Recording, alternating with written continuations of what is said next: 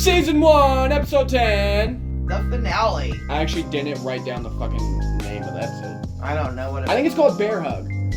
After re-listening to the podcast, I realized I actually fucked up. It's not called Bear Hug. The episode is called Nobody Is Ever Missing. So that was my bad. But back to the regularly scheduled program. I think it was called Bear Hug. I think it's called Bear Hug.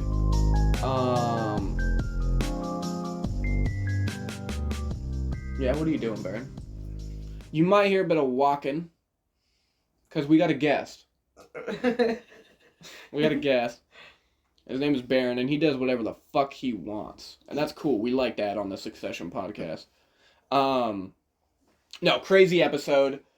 Lots to dig into. Yeah, so Stewie, we start with Stewie and Kendall, and they're like debating on who's gonna do it.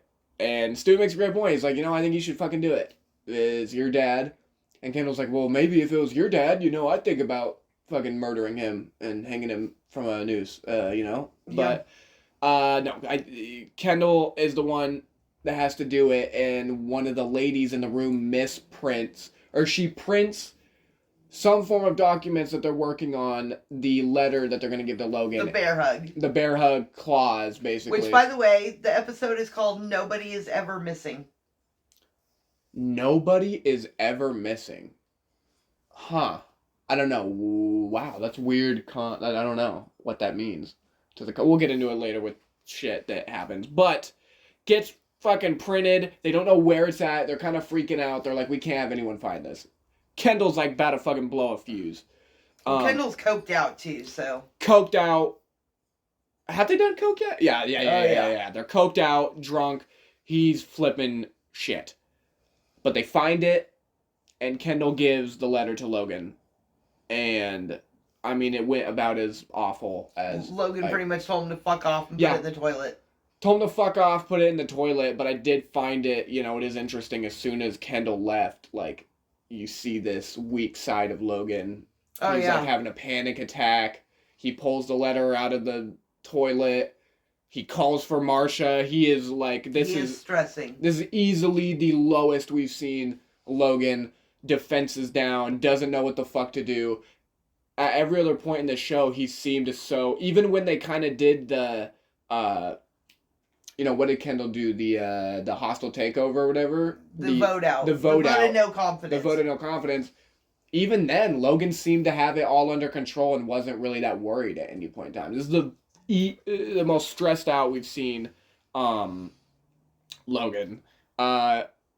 We a little tiny more Connor in this episode than we got last, and I just fucking love Connor. He's just so funny. He goes up to Gale, and Gil goes up to Gil. He goes up to fucking Gillinator and calls him a socialist, pretty much. Calls him a socialist. He says, "All I see is dead babies when I look at you." Yeah.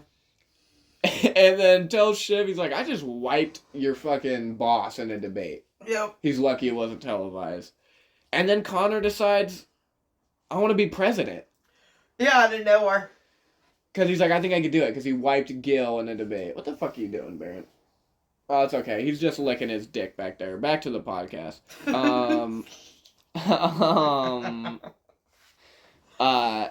Logan... Oh, no. So we see Roman's rocket launch finally that he won't shut the fuck up about. We finally see him, or we see this launch take place, and it goes...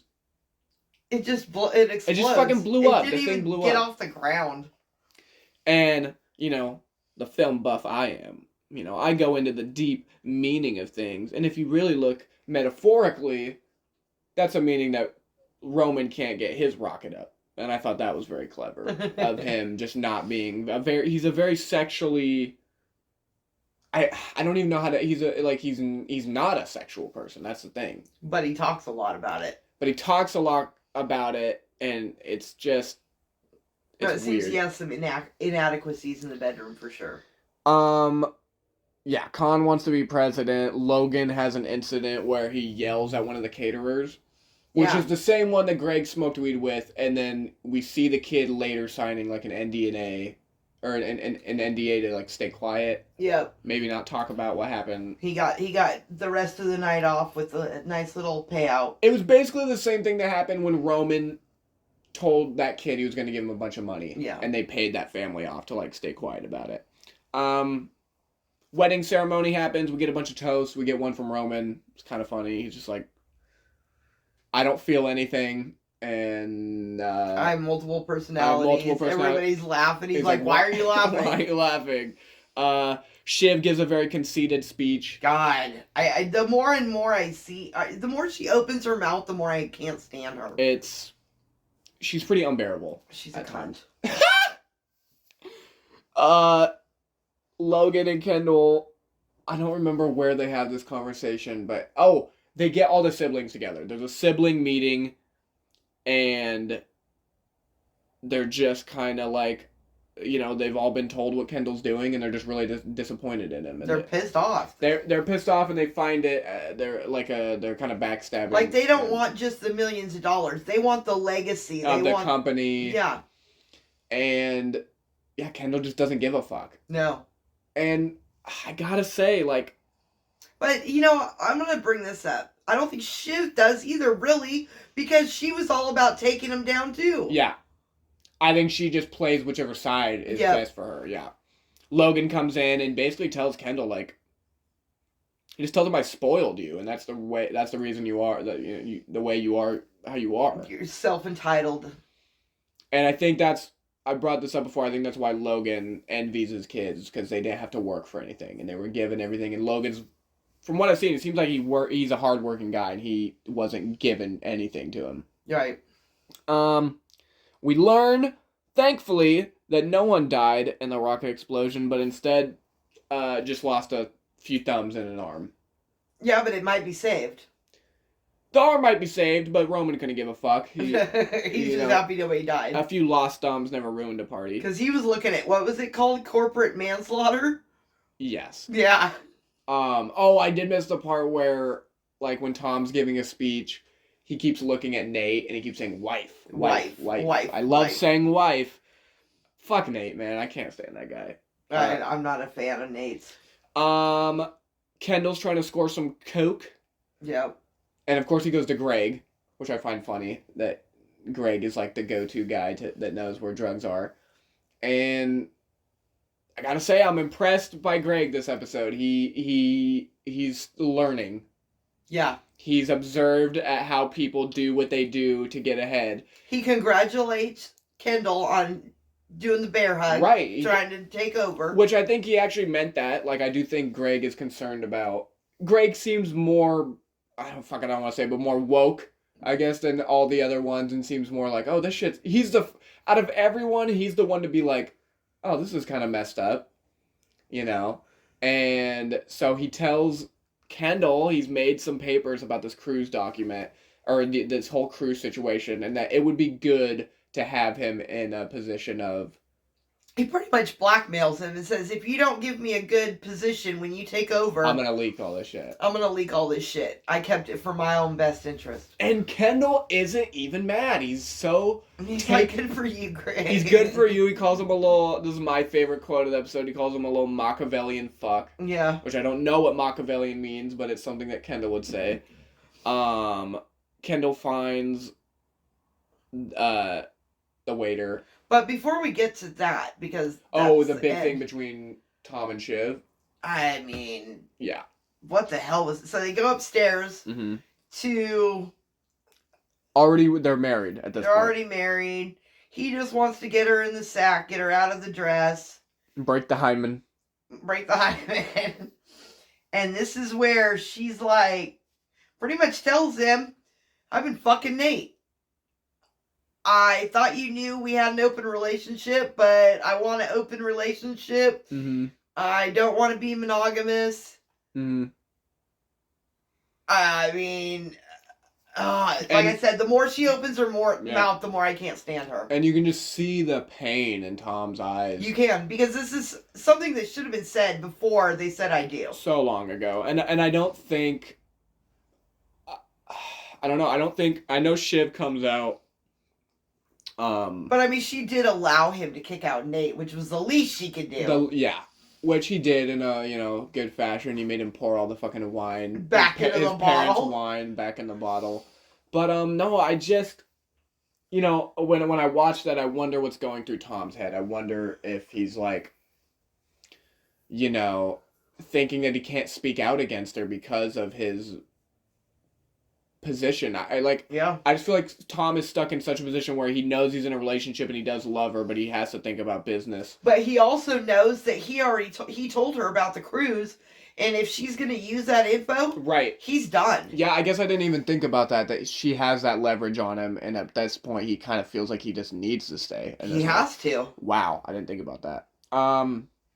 Kendall finds the waiter. He wants Coke, but all he has is like ketamine. Which I didn't know you snorted ketamine. Special K.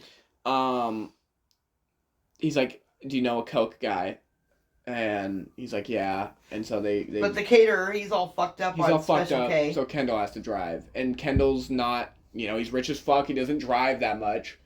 He's driven everywhere. I mean, this whole season... He can't drive a stick. The first 3 episodes start with Kendall being driven somewhere. Oh, yeah. So, before we get to the big thing, I find it so odd the conversation they have before. That was weird that the guy's like, so you're rich, like I could kidnap you? And he's like, I got a place. And Kendall's like, oh yeah? Yeah, is it fucking, he's like, it's a piece of shit, right? And he's like, yeah. He's like, you don't care. Like, why would you care? I love that Kendall had no, I don't know. It was such a weird conversation for sure, though. But I feel like that's part of Kendall's character is he doesn't give a fuck, and like that situation of just being kidnapped and like being like, I just feel like that's so his character to just react like that. Yeah. Freak incident. Literally, it just so random. There's a deer in the road, and it wasn't actually Kendall's fault. The kid grabbed the wheel. Yeah. And swerved into a lake, and the car crashes. Kendall gets out of the car. He dives down a couple times, but he's so coked out and out of breath, he can't be down there. He gets out. He doesn't know. You just see him like not knowing what to do, and he starts walking away. And I feel like the moment that could have been Kendall's redemption, where he could have maybe redeemed himself, is when that car went by.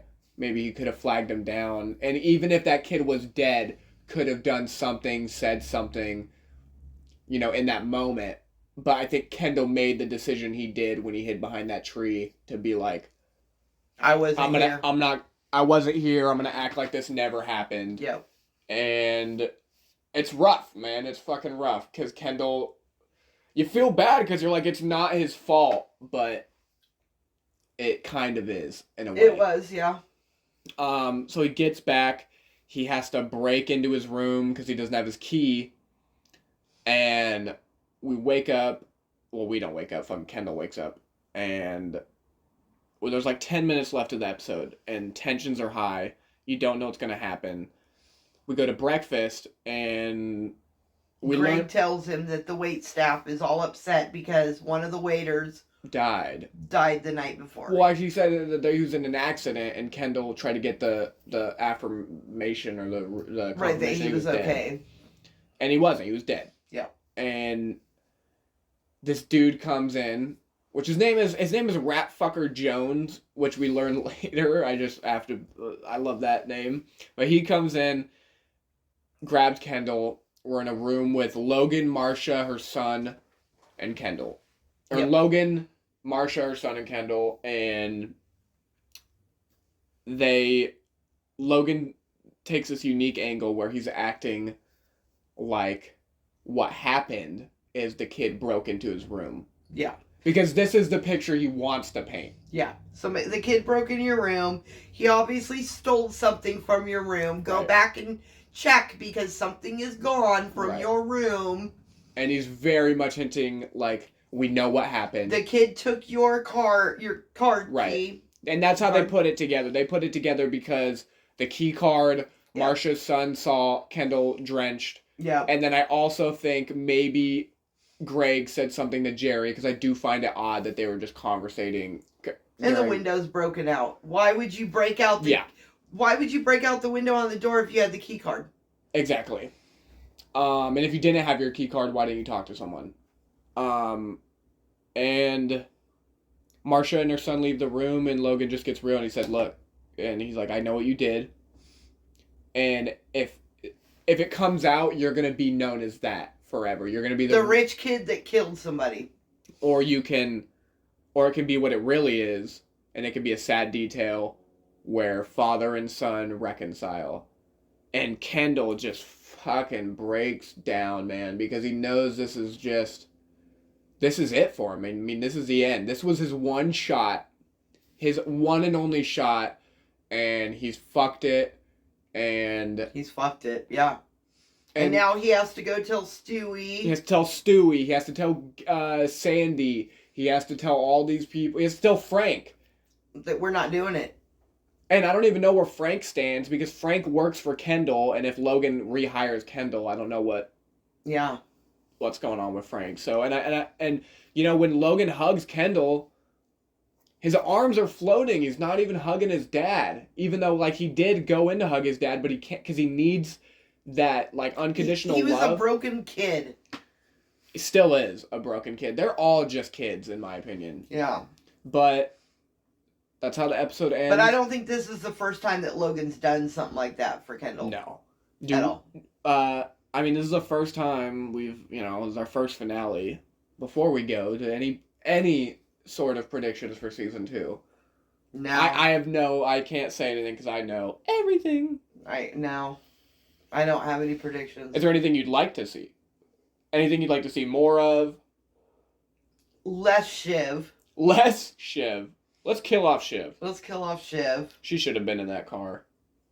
Tom gets with the Felcher. Yeah, okay, yeah, Tom. Yeah, Tom gets with the hooker. No, Tom gets in a polyamorous relationship with her and Greg. And no, Greg becomes a coke dealer. Kendall goes to prison. Roman takes over the company. Yeah. In another world. All right. Well, thank you for joining. I'm excited that we finished the season, and I'm excited to get into season 2. I am too. And hey, Aaron. Hey, Mom. Fuck off. Fuck off. Oh, I gotta end it. Fuck. Fuck off. Fuck off. Fuck off. Fuck off. Fuck off.